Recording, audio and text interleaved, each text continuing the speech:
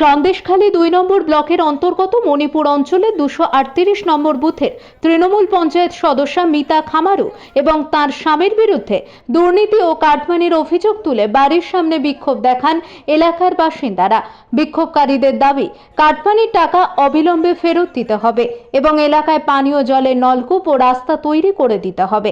এই দাবি তুলে ওই তৃণমূল নেতার বাড়ির সামনে দীর্ঘক্ষণ বিক্ষোভ দেখান এলাকার বাসিন্দারা।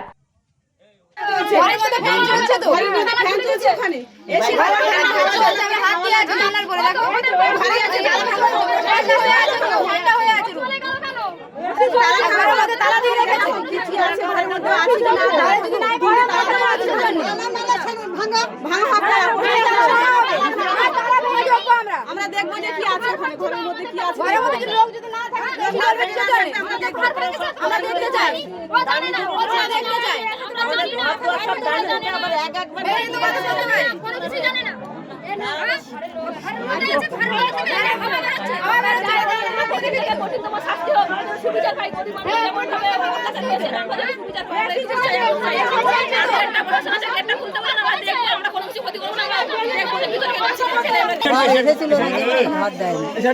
আর আমাদের ঘরটা অনেকদিন পাই না, এতদিন ভোট হচ্ছে আমাদের কোনোদিন ঘর দেয়নি।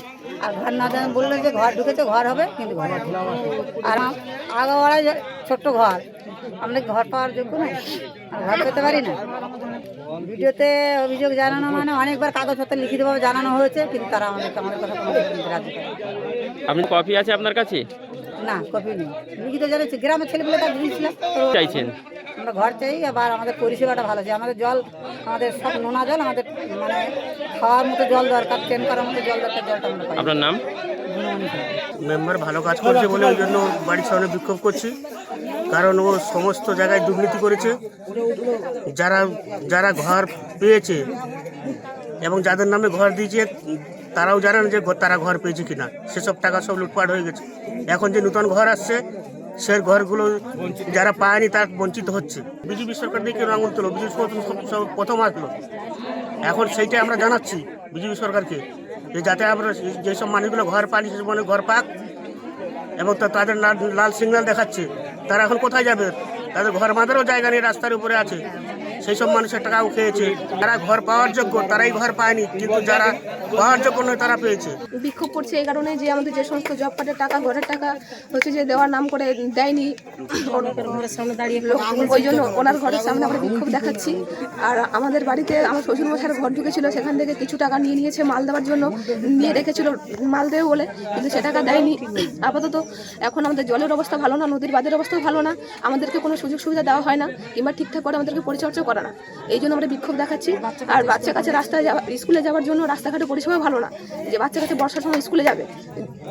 ওনার গ্রামে হচ্ছে 3-4টে হচ্ছে বসানো আছে মার্শাল, আমাদের গ্রামে কি একটা বসতে পারে না? আমাদের জলের কি সমস্যা? সব দিকে তো নোনা জল, আমরা মিষ্টি জল না হলে আমরা কোনো কাজবাজি করতে পারি না।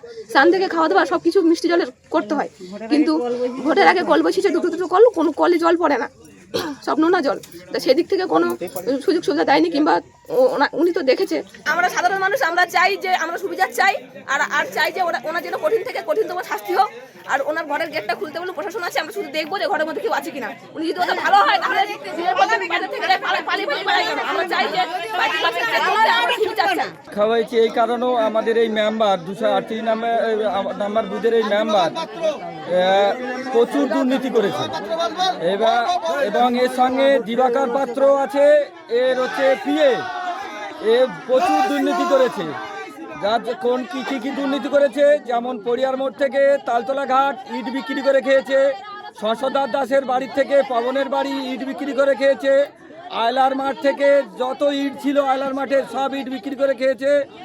এবং আমাদের শঙ্কর মণ্ডলের, শান্ত মণ্ডলের বাড়ির কাছ থেকে হাজারি পাত্রের ঈশ্বর হাজারিচন্দ্রের বাড়ি মারা গেছে, ওনার বাড়ি পর্যন্ত এই খালটা কেটে সমস্ত টাকা তুলে নিয়েছে। এখনও বোর্ড মারা আছে, তার প্রমাণপত্র আমরা প্রশাসনকে জানিয়েছি, প্রশাসনের কাছে জানিয়েছি আমাদের এই হয়েছে।